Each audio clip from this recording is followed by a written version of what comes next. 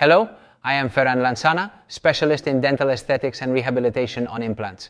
My exclusive dedication is in this flow and above all, the digital flow.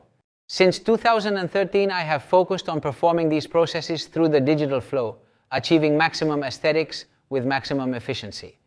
And here I am with Carlos. A pleasure, Ferran. I am Carlos Plata. I am a dental technician from Seville. Together with my sister, I run Laboratorios Plata in Seville, and in 2010 we went digital. We started slowly because there was not so much diffusion of digital, but today we are fully digitized, very focused on the flow, specializing in dental aesthetics and specialized in digital implant prosthetics. And we are going to focus on the emergency profile, which we have said it is very difficult to work, to transmit how the digital solves it. Materials you will talk a little bit more, okay? And what advantage does the interface give us, right? Regarding emergence profiles, since Kubata is talking about the emergence profile, that will be the transition from the implant base to the clinical crown. All this stretch of gingiva, that would be the emergence profile.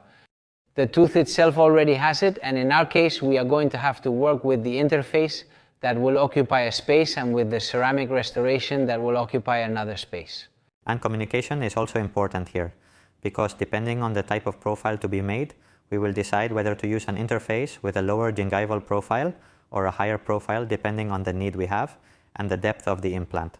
These are the current trends, as Carlos says. So in terms of definition, we have profiles. The anatomical one, which was the classic one, the one that was worked with an external hexagon that started as if it were a root and the tooth.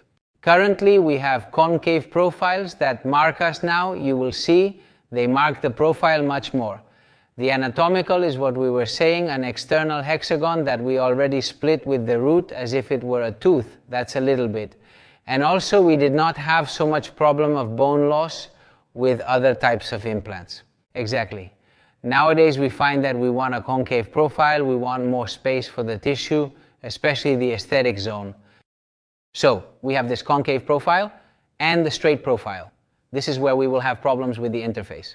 We have to, as you said, take high gingival heights of 2.5, 3.5 to treat this.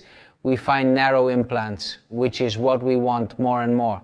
We have two types of implants, the bone level, which will allow us that concave profile for soft tissue, and that straight profile for an interface with high gingival height. And then we have the tissue level implants, which is an external hexagon that will lead us to an anatomical profile, so there is not so much manipulation of soft tissues. The profile is something that has to be worked in the clinic. We cannot delegate this to the laboratory. We have to work on the critical profile and the subcritical profile.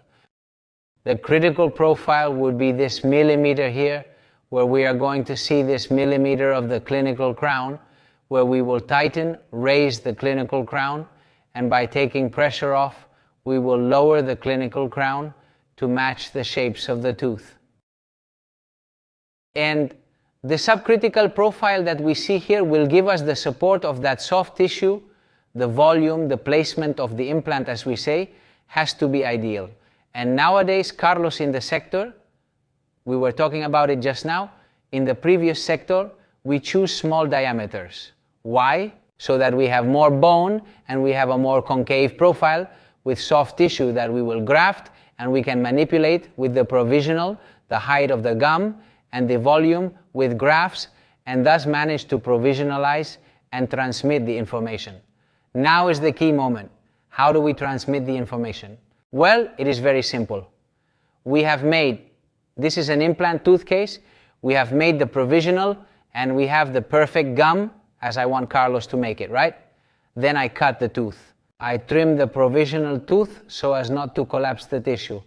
Carlos, you know that in 3 minutes the tissue is gone. Yes, you remove the provisional, you scan, and it has moved. Then I remove the provisional and I scan at that moment and you see it. And I already have the soft tissue for you to support that tissue. I take the X-ray with the scan body and then I scan the scan body. But here the scan body is only to transmit the position of the implant. There has already been a collapse. It no longer affects, of course. It has already collapsed. So this is the digital workflow. Look how easy it is. how much it cost us with the impression of genes to send it to you, with the Duralite to drag and drop it. Work there, work here. It was difficult, and now we see it scanned in the clinic. We know if it's okay or not. We can call you and say, how is it? We confirm, but it is a direct communication. And in terms of materials, I would like you to explain a little bit the evolution until we reach the interface. Yes, the evolution of materials. At the beginning, we worked a lot with metal ceramics. From there, it evolved a lot to the interface. And when working on metal, it's mainly for bars, large work for denture. But the interface has been imposed a lot because I think we agree that the best behavior of titanium interface, such as polished zirconia. In some cases we work with lithium disilicate. Sometimes we make dyes, and on that we cement. Then we will also talk a little bit about materials, different possibilities. What I mainly wanted to say is that the laboratory not only has to know how to handle the digital flow, it has to know the possibilities of materials within its reach. Because there is not going to be a material for everything. There is going to be a perfect material for each case. And there are many possibilities, and I think we have to know it, and it is important to select the right material in each case.